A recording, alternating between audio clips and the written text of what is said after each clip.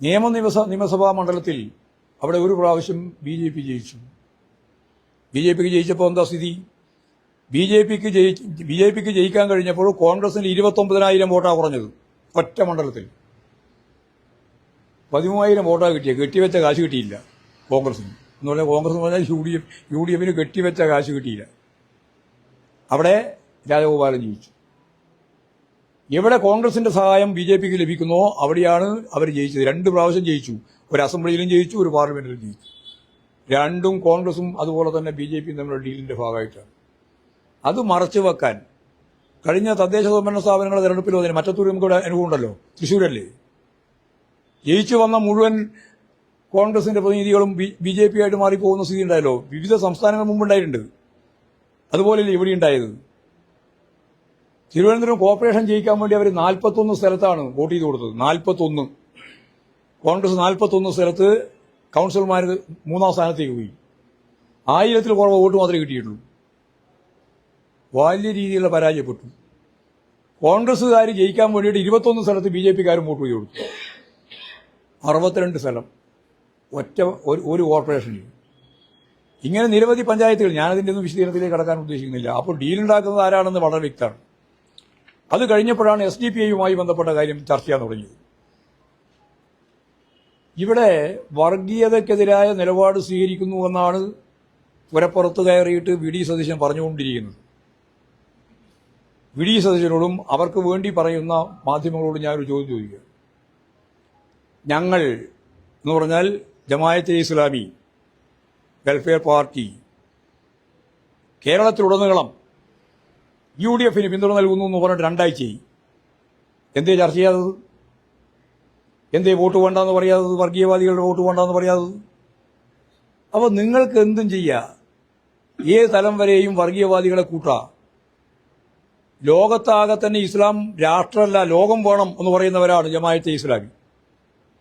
ആ വർഗീയതയെ ചേർത്ത് നിർത്തിക്കൊണ്ടാണ് മറ്റെല്ലാവർക്കും എതിരായിട്ട് വലിയ കടന്നാക്രമണം നടത്തിക്കൊണ്ടിരിക്കുന്നത്. ഞങ്ങളുടെ SDPI ഉൾപ്പെടെയുള്ള ഒരു പാർട്ടിയുമായിട്ടും ഒരു വിഭാഗവുമായിട്ടും ഒരു തരത്തിലുള്ള രാഷ്ട്രീയ കൂട്ടുകെട്ടും ഉണ്ടാക്കിയിട്ടില്ല. ഉണ്ടാക്കാൻ ഞങ്ങൾ ഒരു തരത്തിലും ഉദ്ദേശിക്കുന്നുമില്ല. ഒരു തരത്തിലുള്ള കൂട്ടുകെട്ടുമില്ല. അപ്പോൾ സാങ്കല്പികമായിട്ട് ഇങ്ങനെ ഒരു പിന്തുണ നൽകിയാൽ പിന്നെ നിങ്ങളെന്തായിരിക്കും നിലപാട് എന്നൊക്കെ പറഞ്ഞിട്ട് ആവശ്യമില്ലാതെ ചർച്ചയുണ്ടാക്കി നിങ്ങൾ നടത്തിക്കൊണ്ടിരിക്കുന്ന വർഗീയ പ്രീണനത്തെ മറച്ചുവെക്കാൻ വേണ്ടിയുള്ള ബോധപൂർവമായ പ്രവർത്തനത്തിന് ഈ ഞാൻ നേരത്തെ ചൂണ്ടിക്കാണിച്ചതുപോലെ മാധ്യമങ്ങൾ ഉൾപ്പെടെ കൂട്ടുനിൽക്കേണ്ട വല്ല കാര്യമുണ്ടോ? മുഖ്യമന്ത്രിയുടെ പത്രസമ്മേളനം തന്നെ അലങ്കോലപ്പെടുത്താൻ വേണ്ടിയുള്ള ശ്രമമാണ് പലരും നടത്തിയത്. അത് ഇന്ന് മുഖ്യമന്ത്രി തന്നെ പരസ്യമായിട്ട് പറയുകയും ചെയ്തിട്ടുണ്ട്. അപ്പോൾ യഥാർത്ഥത്തിൽ ഈ ഡീലെല്ലാം പ്രഖ്യാപിച്ച് ഇടതുപക്ഷ ജനാധിപത്യ മുന്നണിക്കെതിരായിട്ടുള്ള വലിയ കള്ള പ്രചാരവേല നടത്തിക്കൊണ്ടിരിക്കുന്നു. പിന്നെ ഞാൻ പത്രസമ്മേളനം നടത്തുന്നില്ല എന്നുള്ള വലിയ പ്രചാരവേലയാണ് നടത്തിയത്. ഞാൻ ഇടതുപക്ഷ ജനാധിപത്യത്തിലൂടെ ജാഥ നടത്തിയ ദിവസം അന്ന് തുടങ്ങി അന്ന് മുതൽ അവസാനിക്കുന്നവരെ പത്രസമ്മേളനം നടത്തിയതാണ്. ഒരു ദിവസം ഒഴിയാതെ എല്ലാ ദിവസവും. അതിൽ പ്രധാനമായിട്ടും സതീശന്റെ നുണക്ക് മറുപടി പറയായിരുന്നു പ്രധാനപ്പെട്ട ഒരു കാര്യം. നുണ എന്താണ് നുണ എന്നുള്ളത് 9 നുണ വരെ ഞാൻ വിശദീകരിച്ചിട്ടുണ്ട് ഓരോ ദിവസമായിട്ട്.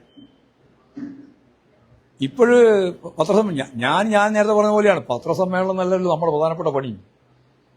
പത്രസമ്മേളനം നടത്തേണ്ട സമയത്ത് പത്രസമ്മേളനം നടത്തണം. സംഘടനാ പ്രവർത്തനമാണ് ഞങ്ങളിപ്പോൾ ഉദ്ദേശിച്ചത്. കേരളത്തിൽ അങ്ങോളം ഇങ്ങോളമുള്ള 140 നിയോജകമണ്ഡലങ്ങളുണ്ട്. നിയോജകമണ്ഡലങ്ങൾ ഓരോന്നായിട്ട് മീറ്റ് ചെയ്യാൻ വേണ്ടിയുള്ള സമയം തന്നെ വളരെ പരിമിതമാണ് നമുക്ക്. എങ്കിൽ പോലും ഒരറ്റം മുതൽ കാസർഗോഡ് തുടങ്ങിയിട്ട് ഇപ്പോഴും തിരുവനന്തപുരം വഴി തിരിച്ച് ഇന്നലെ ഇടുക്കി കഴിഞ്ഞിട്ട് ഇപ്പോൾ ഇവിടെ തൃശ്ശൂർ, ഇന്നലെ രാത്രിയാണ് തൃശ്ശൂർ എത്തിയത്.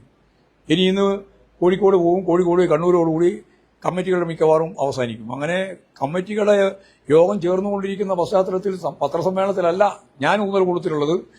മുഖ്യമന്ത്രി എല്ലാ ദിവസവും പത്രസമ്മേളനം നടത്തുന്നുണ്ട്. പാർട്ടിക്കും ഇടതുപക്ഷ ജനാധിപത്യ മുന്നണിക്കും പറയാനുള്ളത് മുഴുവൻ പറഞ്ഞുകൊണ്ടിരിക്കുന്നുണ്ട്. അപ്പോൾ സ്വാഭാവികമായിട്ട് അപ്പോഴെല്ലാം ഞാൻ പ്രസംഗിക്കുന്നത് വരുന്നുണ്ട് വാർത്ത. അതുപോലെ തന്നെ പത്രക്കാർ ചോദിക്കുന്ന സ്ഥലത്ത് മറുപടിയും പറയുന്നുണ്ട്.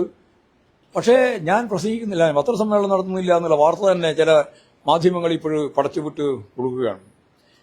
ശരിയാണ് പൊതുവായിട്ട് പറയാനുള്ളത്. പൊതുവെ ഞങ്ങൾ വലിയ രീതിയിലുള്ള മുന്നേറ്റം ഇടതുപക്ഷ ജനാധിപത്യ മുന്നണിക്ക് കേരളത്തിൽ സൃഷ്ടിക്കാൻ സാധിച്ചിട്ടുണ്ട്. നല്ല ഭൂരിപക്ഷം കഴിഞ്ഞ പ്രാവശ്യം കിട്ടിയതുപോലെ തന്നെയുള്ള വലിയ ഭൂരിപക്ഷത്തോടുകൂടി ഇടതുപക്ഷ ജനാധിപത്യ മുന്നണി അധികാരത്തിൽ വരും. ഗവൺമെന്റ് വിരുദ്ധ വികാരം ഈ കേരളത്തിൽ ഒരു സ്ഥലത്തുമില്ല. ഇവിടെ കെട്ടി ഉറപ്പായിട്ടും പറഞ്ഞുകൊണ്ടിരിക്കുന്നത് ഗവൺമെന്റ് വിരുദ്ധ വികാരത്തിന്റെ അങ്ങേ അറ്റമുണ്ട് എന്നാണ്. അതില്ല എന്നുള്ളതാണ് കേരളത്തിന്റെ സ്ഥിതി. അതില്ലെങ്കിൽ ഇടതുപക്ഷ ജനാധിപത്യ മുന്നണി ഉറപ്പായിട്ടും നല്ല ഭൂരിപക്ഷത്തോടുകൂടി ജയിക്കാൻ തന്നെയാണ് പോകുന്നത്. എല്ലാ പ്രചരണങ്ങളും അതിനടിസ്ഥാനപ്പെടുത്തിയിട്ടാണ് രൂപപ്പെട്ടുള്ളത്.